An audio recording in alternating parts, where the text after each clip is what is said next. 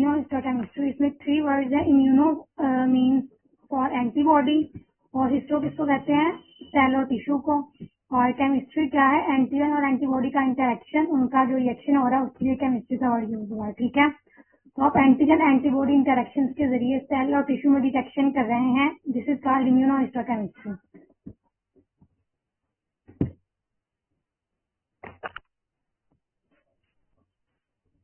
इसकी एप्लीकेशन क्या आती हैं आईएचसी की, आप सेल मॉर्फोलॉजी और आर्किटेक्चर को स्टडी कर सकते हैं, सेल सिग्नलिंग पाथवेज जो हैं उनको स्टडी कर सकते हैं। इसके अलावा प्रोटीन लोकलाइजेशन, आपके जो सेल में प्रोटीन है उनकी लोकलाइजेशन डिटरमिन कर सकते हैं, और सेल डिवीजन जो है इसको स्टडी कर सकते हैं। ये इसकी एप्लीकेशन है। और सिंपल जो एक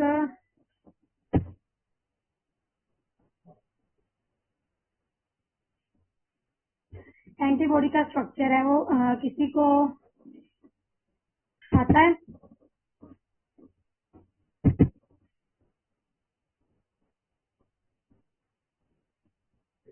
मैम एंटीजन पर एपिटोप होते हैं, एंटीबॉडी पर पैराटोप होते हैं, और इनकी लाइट चेन और हैवी चेन होती है। और जी ठीक बताया कांस्टेंट रीजन, वेरिएबल रीजन होता है। जी।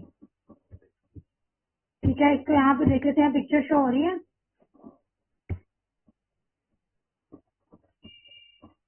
Yes ma'am. ओके, ये जो एंटीजन की बाइंडिंग साइट है एंटीबॉडी के ऊपर, इसे एपिटोप कहते हैं, और एंटीबॉडी के ऊपर जो एंटीजन के लिए बाइंडिंग साइट है इसे पैराटोप कहते हैं। ठीक है, और एंटीबॉडी की पीडीएफ शो हो रही है जी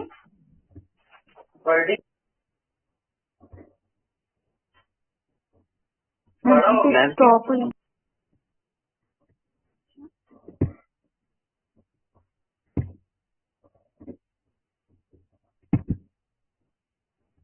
जी अभी हो रही है शो। Yes ma'am.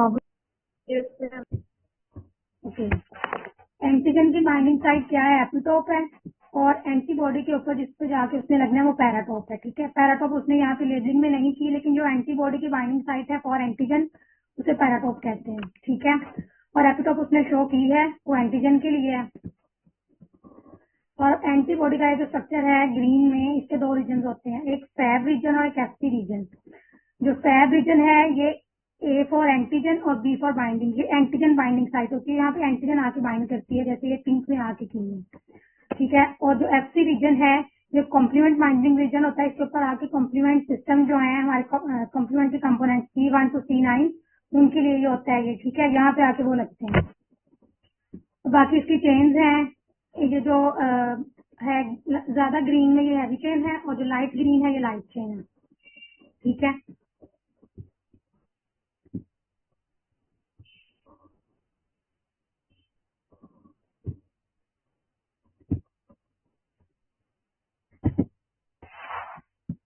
ओके वापस आईएचसी पे आ जाएं, क्योंकि इसमें एंटीजन और एंटीबॉडी का ही रिएक्शन है, उनका इंटरेक्शन है, तो इसलिए मैंने आपको उसका स्ट्रक्चर दिखाया। ठीक है, आप जिस भी प्रोटीन की डिटेक्शन करना चाह रहे हैं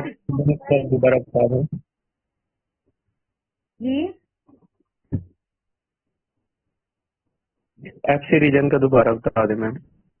एफसी रीजन एंटीबॉडी का वो रीजन है जो कॉम्प्लीमेंट सिस्टम को बाइंड करता है, कॉम्प्लीमेंट के जो कंपोनेंट्स हैं C1 to C9 उनको बाइंड करता है एफसी रीजन।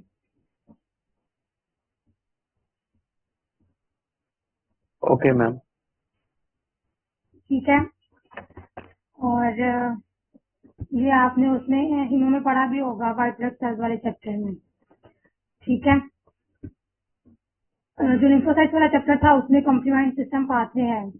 और आपने जो प्रोटीन की डिटेक्शन करनी है जिसके लिए आप आईएचसी परफॉर्म कर रहे हैं, उसके ऊपर जो बाइंडिंग रीजन है या स्पेसिफिक उसके ऊपर साइट है उसे कहते हैं एपिटोप। ठीक है, ये हमारी एक एंटीजन है। ठीक है, प्रोटीन ही नेचर हो सकती है, उसके ऊपर जो बाइंडिंग साइट है फॉर एंटीबॉडी वो एपिटोप है।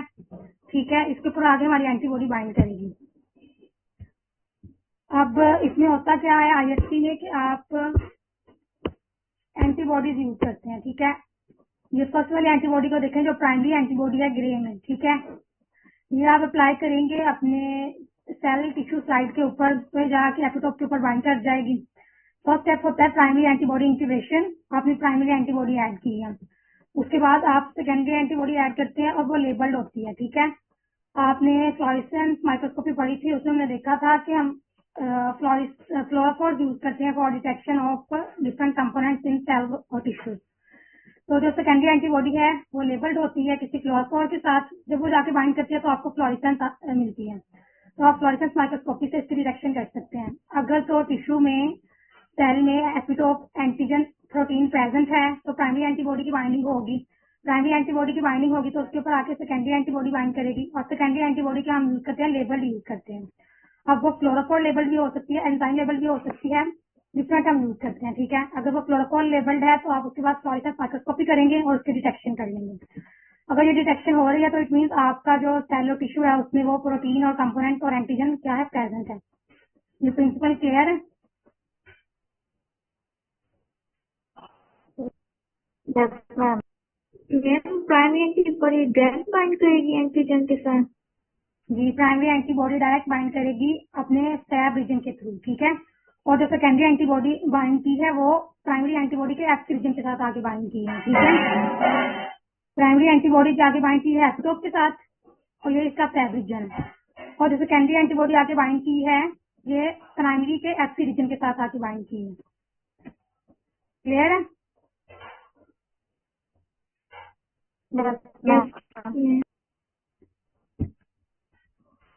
ओके, जो लास्ट था वो था फ्लोरेसेंस बेस्ड डिटेक्शन। आपने फ्लोरोफोर यूज किया था फॉर डिटेक्शन। अगर आपकी सेकेंडरी एंटीबॉडी फ्लोरोफोर लेबल नहीं है, वो एंजाइम लेबल्ड है, ई फॉर एंजाइम है, एंजाइम लेबल्ड है, तो इसके बाद एक एडिशनल स्टेप यूज करते हैं, सबस्ट्रेट ऐड करते हैं, ठीक है। ये एंजाइम इस सबस्ट्रेट को कन्वर्ट करता है प्रोडक्ट में और फिर आपके पास डिटेक्शन होती है।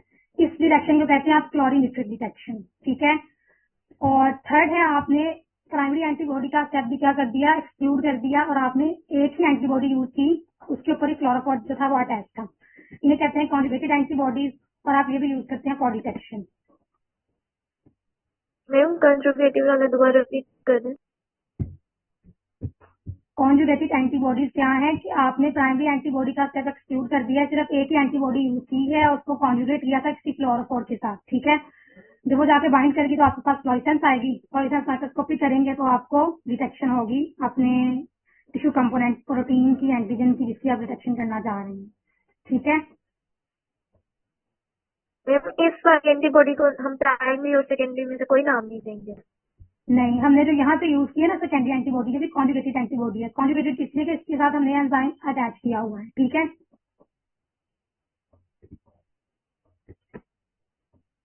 Okay ma'am. ओके, अब ये जो प्राइमरी एंटीबॉडीज आती हैं ये तो आप पेशेंट के सीरम से भी एक्सट्रैक्ट कर सकते हैं। अगर आप वहां से नहीं ले रहे तो आप इनको लैब में भी प्रिपेयर कर सकते हैं। अब लैब में इनको कैसे बना सकते हैं प्राइमरी एंटीबॉडीज को, जिस एपिटोप के अगेंस्ट, एंटीजन के अगेंस्ट आपने एंटीबॉडी बनवानी है, उस एंटीजन को आप इंट्रोड्यूस करवा देंगे होस्ट सेल में, ठीक है। यहाँ पे होस्ट क्या है, माउस है। माउस में आपने इंट्रोड्यूस करा दी अपनी एपिटोप या एंटीजन। ये एपिटोप या एंटीजन इसमें जाके क्या कराएगी, इसके इम्यून रिस्पॉन्स को एक्टिवेट कराएगी और ये क्या बनाएगा, एंटीबॉडीज बनाएगा, ठीक है। वैक्सीनेशन में भी यही होता है, आप कोई एंटीजन या एपिटोप इंट्रोड्यूस कराते हैं होस्ट में और होस्ट इम्यून रिस्पॉन्स एक्टिवेट होता है और वो उसके अगेंस्ट एंटीबॉडीज बनाता है। जी मैम समझ नहीं आई।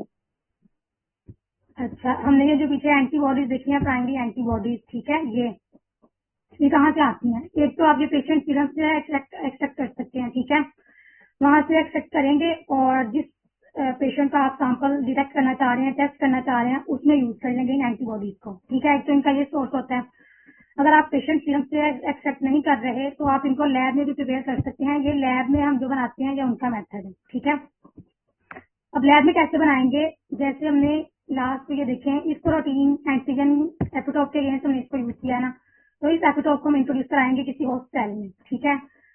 और होस्ट सेल में उसने एग्जांपल दी है माउस की, ठीक है। माउस में उसको इंट्रोड्यूस कराया इस प्रोटीन एंटीजन को, एपिटोप को। जब ये इसमें जाएगी एंटीजन तो इसमें इसका इम्यून रिस्पॉन्स क्या होगा, एक्टिवेट होगा।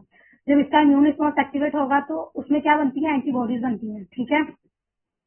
जो एंटीबॉडीज बनेंगी उनको आप क्या करेंगे, इंट्रोड्यूस कराएंगे उसके माइलोमा सेल्स में, ठीक है। माइलोमा सेल्स क्या होते हैं? कैंसर सेल्स होते हैं जो बहुत रैपिडली डिवाइड करते हैं, ठीक है।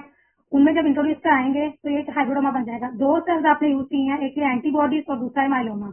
तो दो तरह के सेल्स को जब मिला दिया तो वो एक सेल बनता है, जिसको कहते हैं हाइब्रिडोमा सेल्स। हाइब्रिड सेल्स बन गए हैं जिसमें माइलोमा सेल्स और एंटीबॉडीज दोनों का क्या हो रहा है? एक्सप्रेशन हो रहा है। माइलोमा सेल्स किस लिए यूज करें? क्योंकि ये बहुत जल्दी डिवाइड करते हैं, आपकी एंटीबॉडीज की प्रोडक्शन ज्यादा होगी और यहाँ से आप एंटीबॉडीज को क्या कर लेंगे? यूज कर लेंगे, ठीक है। माइलोमा सेल्स कैंसरस सेल्स होते हैं, बहुत जल्दी रैपिडली डिवाइड करते हैं, इसीलिए इनको आपने यूज किया है for more production of antibodies, ठीक है। ये हाइब्रिडोमा सेल्स आप इनको ग्रो कराएंगे कल्चर में, वहां से ये बनाएंगे एंटीबॉडीज और इन एंटीबॉडीज को हम क्या करेंगे? एक्सेप्ट कर लेंगे और इनको यूज कर लेंगे फॉर डिटेक्शन पर्पज। ये क्लियर हुआ है आपको?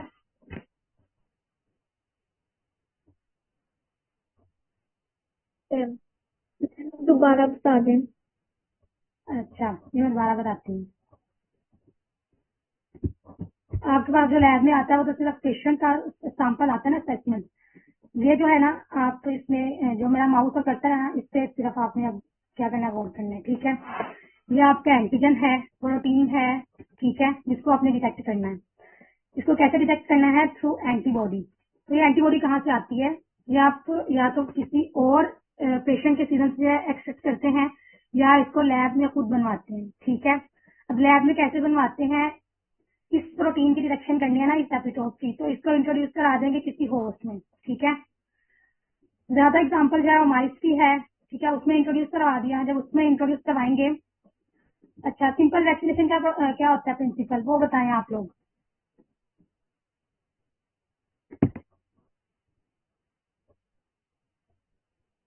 मैम उसमें डेड और डेड सेल्स हम इंजेक्ट करते हैं ताकि बॉडी में उसके खिलाफ एंटीबॉडीज बन जाए, और जब लाइव सेल अगर उसमें जाएगा तो एंटीबॉडी डेड नहीं करते, वीक करते हैं। आपने कोई भी फॉरेन एंटीजन इंट्रोड्यूस कराते हैं बॉडी में और बॉडी उसके अगेंस्ट क्या बनवाती है? एंटीबॉडीज बनवाती है। यही करते हैं ना वैक्सीनेशन में। मैम हाँ, तो सेम यही प्रिंसिपल है। आपने जब कोई फॉरेन सब्सटेंस क्या है? हमारी ये प्रोटीन है। इस प्रोटीन के ऊपर क्या होगी? एपिटोप होगी, ठीक है। जब वो इंट्रोड्यूस कराएंगे किसी होस्ट सेल में, होस्ट सेल यहाँ पे क्या है? माइस है, ठीक है, होस्ट ऑर्गेनिज्म। जब उसमें इंट्रोड्यूस करवाएंगे तो उसका इम्यून रिस्पॉन्स क्या होगा? एक्टिवेट होगा, वो उसके अगेंस्ट एंटीबॉडीज बनवाएगा। उन एंटीबॉडीज को आपने यूज करना है फॉर डिटेक्शन। अब उनको कैसे एक्सट्रैक्ट करते हैं? माउस में से उसके स्प्रिंग सेल्स लेते हैं जो कि एंटीबॉडीज बनवाते हैं और उनको मिक्स कर देते हैं माइलोमा सेल्स के साथ, ठीक है। माइलोमा सेल्स क्या है? कैंसरस सेल्स होते हैं और कैंसरस सेल्स क्या करते हैं? बहुत जल्दी डिवाइड करते हैं। अब आपको एंटीबॉडीज चाहिए, आपको उनकी ज्यादा प्रोडक्शन चाहिए, तो आप क्या करेंगे? उनको माइलोमा सेल्स के साथ मिक्स कर देते हैं, ठीक है। जब वो दो तरह के सेल्स मिक्स कराते हैं तो एक सेल बनता है जिसको कहते हैं हाइब्रिडोमा। हाइब्रिडोमा क्या है? उसमें हाइब्रिड है, उसमें दोनों की कैरेक्टरिस्टिक्स है, माइलोमा सेल की भी और एंटीबॉडीज की भी, ठीक है। अब जब वो माइलोमा सेल्स डिवाइड करेंगे तो वो एंटीबॉडीज की भी क्या करेंगे? प्रोडक्शन कराएंगे। उन एंटीबॉडीज को आप क्या करेंगे? एक्सेप्ट कर लेंगे और उनको यूज कर लेंगे फॉर डिटेक्शन, जैसे आपने यहाँ पे किया है। अब क्लियर है?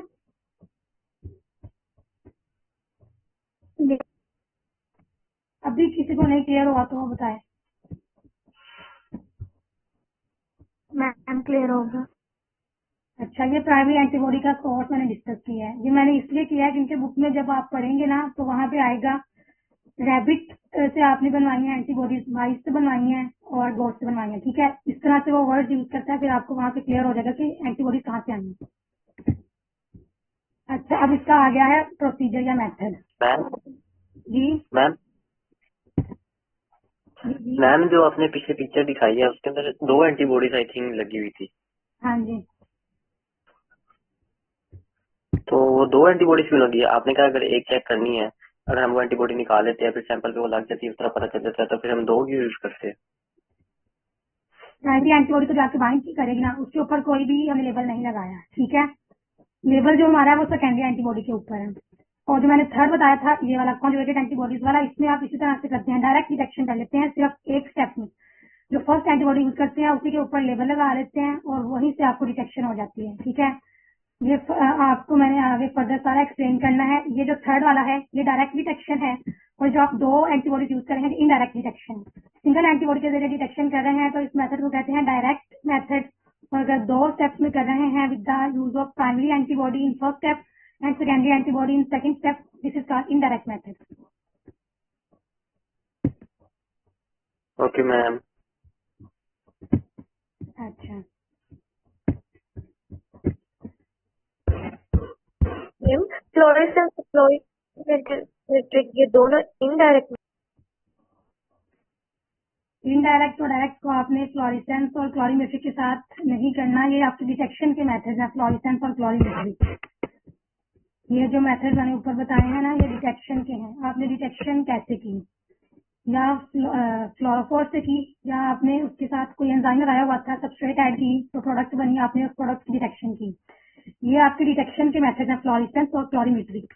जो डायरेक्ट और इनडायरेक्ट हैं वो इस बेस पे हैं कि डायरेक्ट में सिर्फ एक स्टेप होता है, एक ही एंटीबॉडी यूज करते हैं, उसी के साथ लेबल अटैच होता है, दिस इज डायरेक्ट मेथड। और इनडायरेक्ट में दो स्टेप्स होते हैं, फर्स्ट स्टेप में प्राइमरी एंटीबॉडी ऐड करते हैं और सेकंड स्टेप में सेकेंडरी एंटीबॉडी ऐड करते हैं, और इसको कहते हैं इनडायरेक्ट मेथड। ठीक है,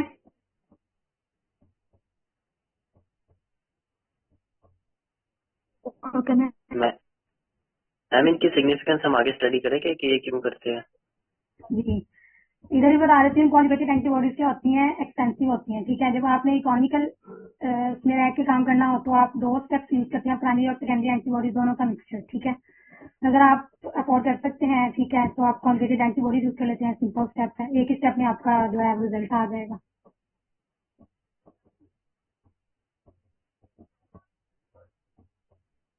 मैम फ्लोरेसेंस के लिए सबस्ट्रेट का होना जरूरी है? फ्लोरेसेंस के लिए सबस्ट्रेट का होना जरूरी नहीं है, आप फ्लोरोफोर अटैच कर देते हैं। ठीक है, वो फ्लोरेसेंस देगा जब आप उसको लाइट में इंट्रोड्यूस करवाएंगे। ठीक है, फ्लोरेसेंस माइक्रोस्कोपी का क्या प्रिंसिपल था? अच्छा वो बताएं मुझे।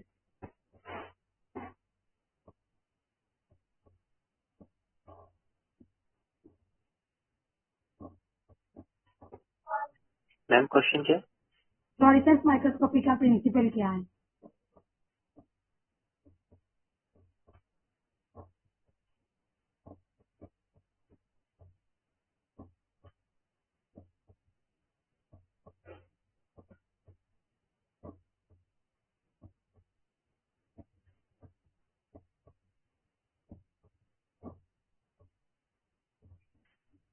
अब ब्लैक हो गया है।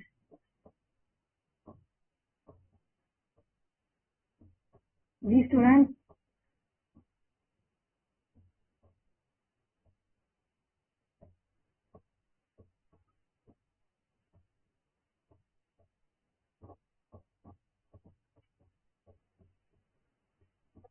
मैम फ्लोरेसेंस का मेथड पूछ लिया? प्रिंसिपल प्रिंसिपल फ्लोरेसेंस माइक्रोस्कोपी हमने पढ़ी थी ना, हमारा वेरी फर्स्ट लेक्चर जो फर्स्ट वीक था वो माइक्रोस्कोपी पे था। उसमें एक टाइप आई थी फ्लोरेसेंस माइक्रोस्कोपी, तो यहाँ पे हम यूज कर रहे हैं ना फ्लोरेसेंस माइक्रोस्कोपी फॉर डिटेक्शन, तो उसका प्रिंसिपल क्या है ये मैं ये पूछ रही हूँ।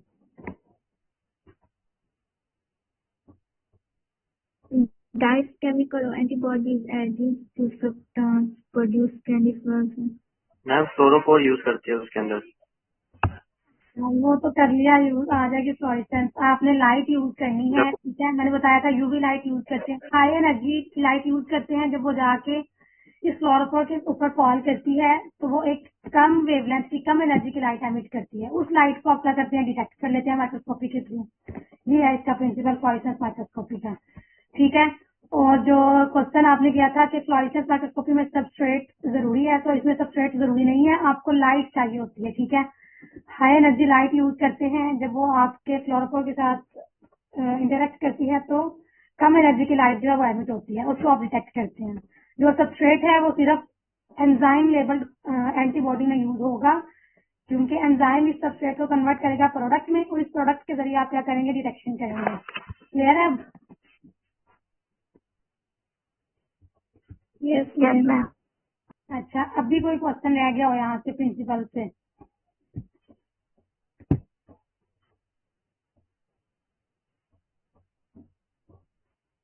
नो मैम, बाकी आगे पूछ लेंगे।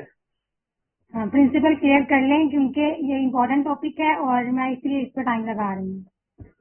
अभी कोई क्वेश्चन है तो मुझसे पूछ लें, फिर मैं नेक्स्ट मूव कर रही हूँ, ठीक है। मैम, इम्यूनोहिस्टोकेमिस्ट्री बेसिकली एंटीजन को डिटेक्ट करना है, मतलब इसकी डेफिनेशन। जी, आपका कोई भी टारगेट हो सकता है, ठीक है। आप इसको ट्यूमर की स्टडी में यूज करते हैं। आपने ट्यूमर मार्कर्स पढ़े हैं ना, तो वो भी आप इसी के जरिए करते हैं स्टडी, ओके मैम। ठीक है। अच्छा, अब इसका जो मेथड है इसको देख लेते हैं। इसका मेथड है, फर्स्ट है परमेबलाइजेशन। आपकी जो सेल मेम्ब्रेन है, ठीक है, वो इंटैक्ट होती है, उसमें कोई भी पोर्स या पोरस सरफेस नहीं होती कि उसमें कोई भी चीज एंटर करे, ठीक है। अब आपने जो एंटीबॉडी यूज करनी है वो इसमें एंटर करनी चाहिए, जाके एंटीजन के साथ इंटरेक्ट करनी चाहिए। तो आप इसको किसी भी डिटर्जेंट के साथ ट्रीट करते हैं, वो डिटर्जेंट क्या करता है, इसको परमेबलाइज कर देता है फॉर एंटीबॉडी, ठीक है। ये आपका फर्स्ट स्टेप है। जब आपने डिटर्जेंट के साथ ट्रीट किया तो इस तरह से ये स्टूडेंट डिस्कनेक्ट हो गया था।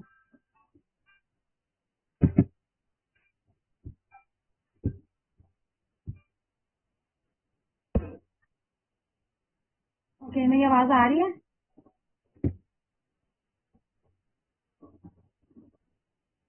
Yes yes ma'am. मैम। ठीक है। फर्स्ट स्टेप है, आपने अपने सेल को ट्रीट करना है फॉर डिटर्जेंट जो उसको परमेबलाइज करेगा फॉर एंटीबॉडी, ठीक है। सेकंड स्टेप है ब्लॉकिंग। जब एंटीबॉडी जाके बाइंड कर जाएगी आपके एंटीजन के साथ, तो ये स्पेसिफिक बाइंडिंग कि वो एंटीबॉडी स्पेसिफिकली जाके आपके एंटीजन के साथ बाइंड की है। और ब्लॉकिंग इसलिए करते हैं कि जो नॉन स्पेसिफिक बाइंडिंग हुई है, किसी और एंटीजन किसी और एपिटोप सब्जेक्ट के साथ जाके बाइंडिंग हुई है, वो ना हो, ठीक है। इसके लिए आप डिफरेंट सीरम यूज करते हैं, लाइक बीएसए यूज करते हैं, बोवाइन सीरम एल्ब्यूमिन, ठीक है, कैसीन यूज करते हैं। और ये क्या करते हैं, आपकी नॉन स्पेसिफिक बाइंडिंग को क्या करते हैं, प्रिवेंट करते हैं, ठीक है। Blocking reduces the chance of non specific binding. Non specific binding होगी तो आपके पास फॉल्स पॉजिटिव रिजल्ट आएंगे। आपने सिर्फ स्पेसिफिक डिटेक्शन करनी है आपके स्पेसिफिक एंटीजन की, तो ब्लॉकिंग उसको प्रिवेंट करती है, ठीक है। थर्ड स्टेप है प्राइमरी एंटीबॉडी इंक्यूबेशन। जो एंटीजन एपिटोप थी उसके ऊपर आपने एंटीबॉडी अप्लाई की और उसको इंक्यूबेट कर दिया, वो जब बाइंड कर जाएगी तो फिर उसके बाद आप क्या करेंगे, उसके बाद एक स्टेप आता है वॉशिंग का, वो हम नेक्स्ट देखते हैं, उसको आगे वाली स्लाइड में ऐड किया हुआ है।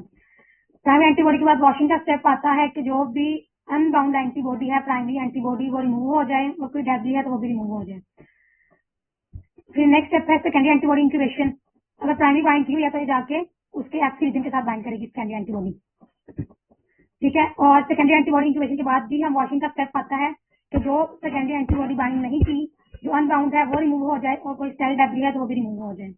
जब आपके ये सारा स्टेप कंप्लीट हो जाता है, एंटीजन के ऊपर प्राइमरी एंटीबॉडी बाइंड की और प्राइमरी के ऊपर सेकेंडरी, जैसे ये है, ठीक है।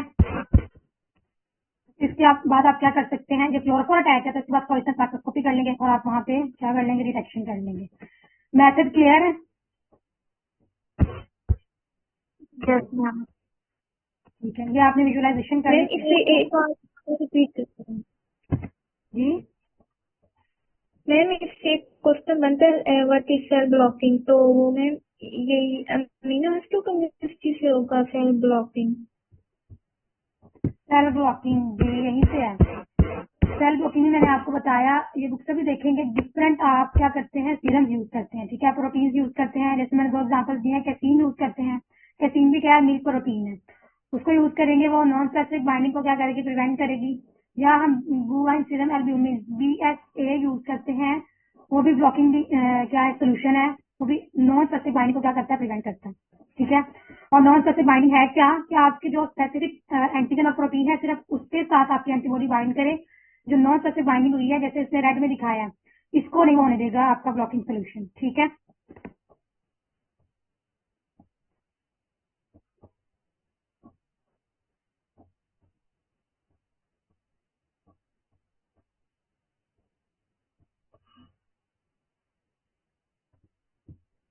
क्लियर है? Yes ma'am. Ma'am first step दोबारा बता दें। ये है फर्स्ट स्टेप। आप अपने सेल को स्लाइड को ट्रीट करते हैं विद डिटर्जेंट। डिटर्जेंट के एग्जांपल उसने बुक में दी हुई है। आप कीटोन एक्स यूज करते हैं, ठीक है, वो क्या करता है, सेल मेम्ब्रेन को परमेबलाइज कर देता है, आपकी परमेबिलिटी क्या करता है, इनहांस कर देता है। आपकी एंटीबॉडी क्या करती है, पास कर सकती है थ्रू पोर्स, और वो जहां भी आपकी एंटीजन है उसके साथ जाके क्या करेगी, इंटरेक्ट करेगी। आपकी एंटीजन किसी एंटीबॉडी ऑर्गेनेली के ऊपर हो सकती है, न्यूक्लियस में हो सकती है, उसकी सरफेस पे हो सकती है, किसी भी ऑर्गेनेली की सरफेस पे हो सकती है, ठीक है।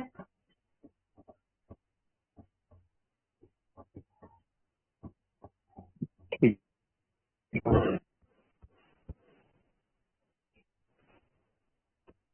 अच्छा, नेक्स्ट है इम्यूनोफ्लोरेसेंस, ठीक है, ये भी सेम है। इम्यूनो आप एंटीबॉडी के लिए यूज करें, और फ्लोरेसेंस जो आपके पास फ्लोरेसेंस आती है उसके लिए वर्ड है इम्यूनोफ्लोरेसेंस। एप्लीकेशन क्या है, बायोमेडिकल रिसर्च है, रिसर्च में यूज करते हैं इसको। इसके बाद क्लिनिकल एप्लीकेशन है for diagnosis of diseases. Same principle है, एंटीजन एंटीबॉडी इंटरेक्शन होता है, ठीक है। ये हमारा एंटीजन है, उसके ऊपर आगे एंटीबॉडी बाइंड की है। ये जो बाइंडिंग है कि नॉन कोवलेंट होती है, ठीक है। नॉन कोवलेंट में कौन सी बाइंड आ जाती है, बॉन्डिंग, हाइड्रोजन बॉन्डिंग हो सकती है, इसके अलावा आयनिक और हाइड्रोफोबिक और इसके अलावा वैन डेर वाल्स, ठीक है। इन इंटरेक्शन के थ्रू ये आपकी एंटीजन और एंटीबॉडी क्या करती है, बाइंड करती है, इंटरेक्ट करती है। अब ये जो ऊपर बता रही थी डायरेक्ट और इनडायरेक्ट का, ये दोबारा टीचर खाएंगे।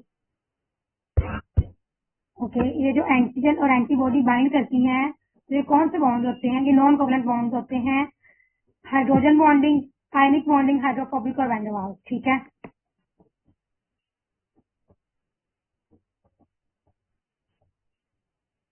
Okay ma'am.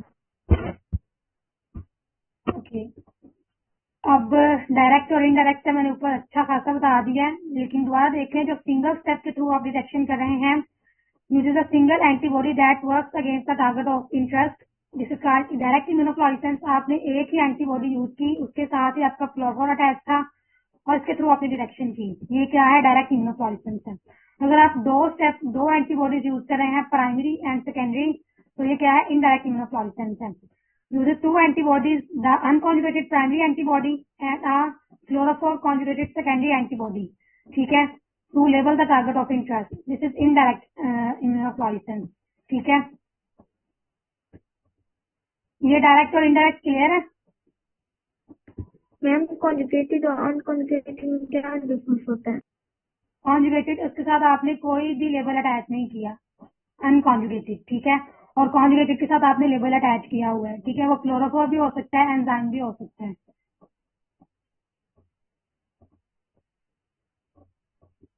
मैं रिपीट कर दें।